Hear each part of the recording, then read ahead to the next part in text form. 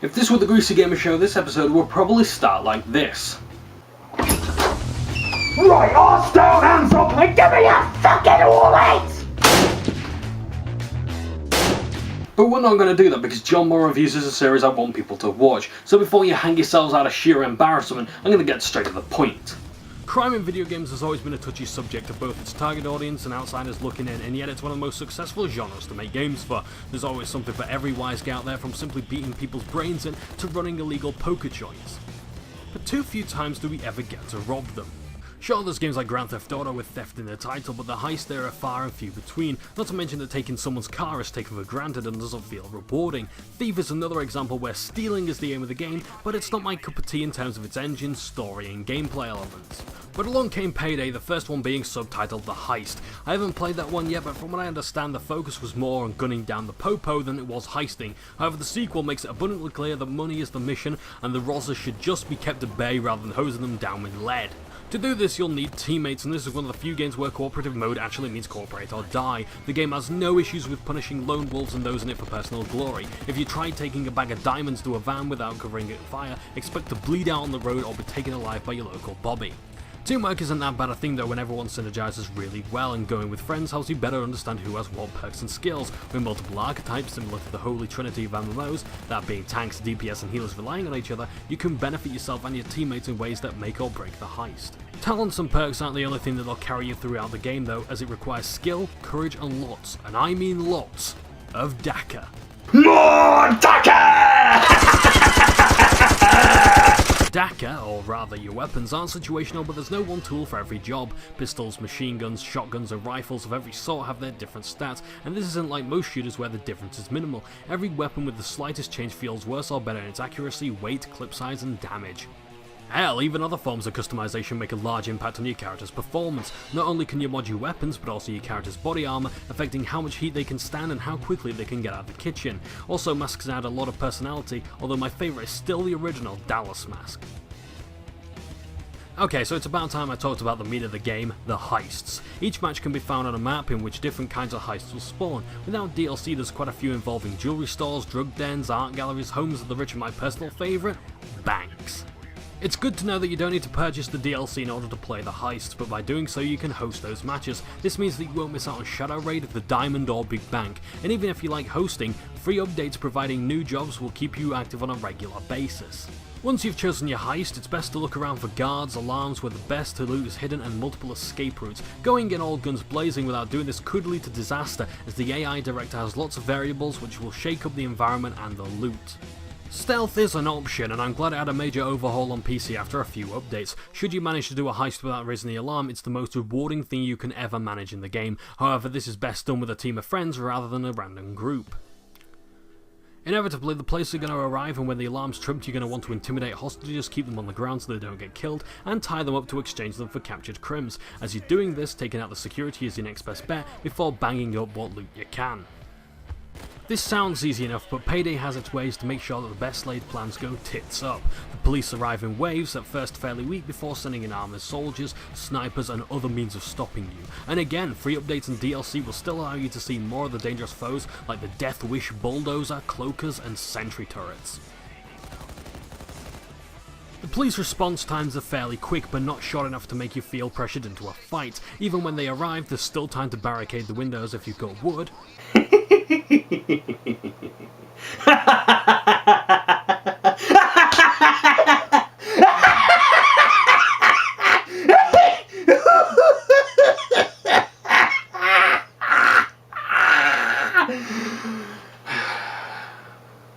As I was saying, if you've got hostages to tie up, windows to board up, or vaults to drill into, you'll still be able to do that while the cannon fodder attempt to lock you away. Possibly the biggest thing that causes failure besides the police is panicking. No, seriously, when that heavy whoop whoop music, or whatever it's called, plays, everyone gets their rush on. And I'm not joking, when the sirens are wailing or when a hostage tries to play hero, you notice quite a few people making obvious mistakes, and I'm not gonna lie, I'm guilty of this too. This doesn't get better throughout the match either, especially towards the end, when there's been casualties, better lawmen, and the temptation of grabbing one last bag before escape. My favourite part of the game is toward the end of a match, and I don't mean that in a bad way. It's where the fighting becomes more intense, the ammo and health packs are running low, and having to haul the loot to the escape van is the greatest life or death situation the game offers. I'm not joking, it's some of the most thrilling stuff I've ever experienced in a co-op game. You're not just robbing for the thrills, as there's multiple stories taking place with a huge variety of characters. The stories aren't very well told, nor are they particularly good, but the mystery behind them all, which is kinda lost in the video miniseries, keeps you invested and makes you want to see what happens to them next. The most coherent story Payday tells is that of Hoxton, one of the members of the Payday gang in the previous game. It makes use of the dentist, has you break out a fellow heister, and finally has you take revenge on the one who put him behind bars. It's reminiscent of Left 4 Dead in terms of how it flows, and I like to see it used in the future more often. Speaking of the future, there's gotta be a reason why you're doing all these heists and why you ought to keep up the crime spree. The rewards for selling meth, coke, paintings, gold bars amongst other things is the final outcome, known as the Payday. Here you get your cash payout and reputation points based on your performance. Depending on how many stages, better known as days there are to a single job, you won't get paid until the final one. If you're just blagging an art gallery, you get paid once you've escaped from the cops. If, however, you're working for the Elephant or Hector, for example, you might not get paid until you've done 2 or 3 things for them. This system makes sure that people stay until the very end, as well as be careful from the start to finish, so that they maximise their rewards. Nobody wants to fall out when there's another 2 days to the job, especially if the rewards for finishing a high difficulty stealthily are too great to be missed out on. Your final payout is determined by how few times you were downed, how quickly you finished the heist, if the alarm went off or not, and how much loot you bagged. Oh, and don't get any bright ideas about purposefully killing your crew for a bigger share. You actually get better rewards if everyone is alive at the end. Everyone's share is divided into 2 ways. Most of your money goes to your offshore account, which you'll need at reputation level 100, and the rest is spending money. At first I didn't like the offshore account, but when you go back to your safe house and look at the piles of money in your TV screen, it motivated me to play harder, faster, and better. Money is self-explanatory. You use it to buy most of your weapons, then modifications and masks. There'll come a point where you have nothing to spend it on besides spare parts for weapons, but it sure looks pretty on the table and floor of your personal vault. Reputation, on the other hand, has an endless value, and believe me when I say this, you'll be heisting purely for this currency. It's really just experience points and leveling up, but when you ding, it doesn't take long to realise that not all that glimmers is gold. Skill points and perk decks will be a lot more attractive than Dosh around level 50.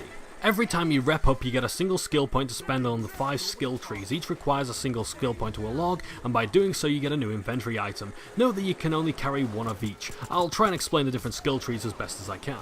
The mastermind's kinda like a leader and a healer. They're the ones who deal with hostages best by tying them up and keeping enemies at bay with a booming voice. Their emphasis on revival bonuses like damage dealing and resistance, as well as pistol efficiency, make them a valuable asset to the team. The Enforcer is all about the big guns, big damage and big armor. Unlike the Mastermind, they're kinda selfish in the way that their buffs only really help themselves with damage resistance, more effective shotguns and general stopping power. However, they can lend a hand by taking aggro and dropping ammo bags for the team to use. Despite having a technician in the team, the Payday gang always have trouble with drills. Still, it's the techies' role to make it as reliable as possible, as well as bring a world of hurt with defense. Not only can they set up traps and blow open doors with explosive charges, but later on they'll have access to sentry guns that provide a helping hand when raiding a vault. I'm pretty sure the technician built Joanna Dark's laptop gun out of Perfect Dark. Now that was badass. The ghosts should be self-explanatory in that they reduce their detection risk and increase their efficiency with silenced weapons. Even if the shit hits the fan, ghosts can prove useful with their speed increases to their packing and movement speed, and even delay electric devices with their trusty ECM jammers. Finally, there's the Fugitive, who doesn't really have a specialty. Fugitives are known mostly for their ability to dodge, get some extra healing with first aid kits, and deal with corpses better. They're still valuable, especially if you ignore the first 3 trees, but they're pretty hard to talk about. You don't have to stick to just one tree, as you can invest points in any and all provided you have the requirements, and these aren't tiny percentage buffs, but massive and visible changes to your character's performance. You can really see things like the Enforcer's damage come into play, or the Ghost's ability to maneuver without detection. There's still more when it comes to leveling up though. As you do, you can turn experience into perk deck points. Unlike the skill trees, you can only equip 1 at a time, and these provide extra passive buffs for yourself and your crew. Most are the same, like increased headshot damage and armor, but the exclusive ones are the ones you're really after. Now at this point I'd talk about Infamy, otherwise known as the game's endgame, but unfortunately as I'm not quite there yet I can't really talk about it. All I really know is that it requires $200 million from your offshore account, it requires you to be level 100, as well as sacrifice your skill points and your current spending cash. However, this allows you to level up further, increase your experience gain, and unlock new masks. So at last, the vault of gameplay comments has run dry. You might be wondering about my opinions on the DLC, but I'd rather save that for a separate video. When it comes to my content, I only review the base experience plus free patches and updates, so you know what you get out of the box. The game launched with an armoured transport full of bugs, glitches and multiple performance issues which require a mod to make it run significantly better on my PC. Developers Overkill are fine with mods, but be wary that if you do play with them, the game may crash. Thankfully, that's not happened to me just yet.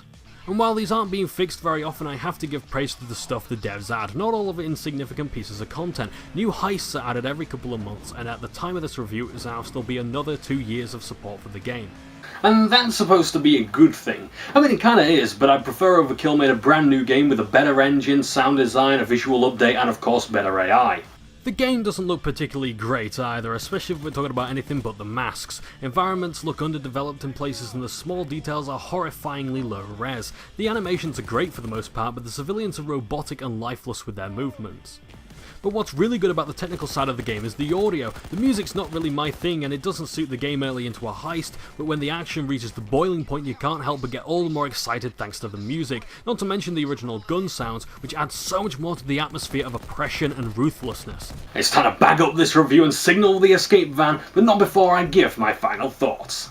Despite being a technical haunted house, Payday 2's gameplay is a non-stop rollercoaster of looting, pillaging and annihilating. There's never a dull moment when you're snooping around a high-security diamond store or when the adrenaline kicks the gang in the teeth and sends things into overdrive.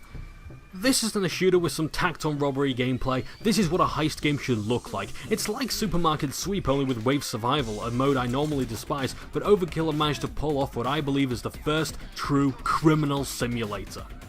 Even outside of the different jobs, you can have a ball kitting out your character. The game never feels like you're artificially bulking up your character with paper mache. Instead, when you choose your weapons, inventory items and skills, you're changing the chances of success for yourself and your team.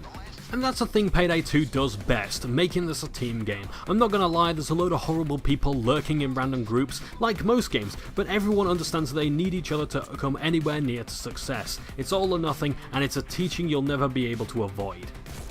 It's easy to recommend for its price of £22 on Steam, especially when it's packed with free content and DLC you can experience without having owned it yourself. Just remember that you're not going in for a bog standard FPS experience, you're going in for reputation, to hone your skills, and, do I need to say it, for the ultimate payday! It's been a pretty long review, so I'm gonna dash. Until the next time, I'm Johnbonne, your number 2 source for number 1 games. I'll be seeing you guys very soon on CrimeNet. Now if you'll excuse me, I gotta avenge my friend Hoxbox. Ta-ta for now. I've been doing this outro for so long, the sound recorder has had to restart. Anyway, what's up everybody, it's Johnbonne here. Thank you ever so much for staying right until the end of the video, I really appreciate it. I also love it when you guys comment, like and subscribe, and let me know your thoughts on the game and the review in the comments below. Now, normally I do my extended thoughts at this point, but I think I'm going to replace it with the question of the review. And today's question is, what is your favourite heist film or game? Now, my favourite heist films, for example, would be Ocean's 11, 12 and 13, The Bank Job, Heat and The Town. However, I've not seen Dead Presidents yet, and that's just because it took about 2 hours to get to the heisting, and I just get bored by that point. I mean, don't get me wrong, everything else in between is really fun, but I just never made it to the end. So if you guys can recommend the film in the comments below, I will sit through it and maybe give you my thoughts another time. Now, I do want to keep it to heisting rather than just crime in general, otherwise we'll be here all day discussing it. So yeah, just tell me your favourite heist films and games. Let me know what Battlefield Hardline's like. Let me know if you're looking forward to GTA 5 on PC, and you know, that's really about it. If you've got any questions, let me know in the comments below. Until the next time, I'll see you later. Ta-ta for now.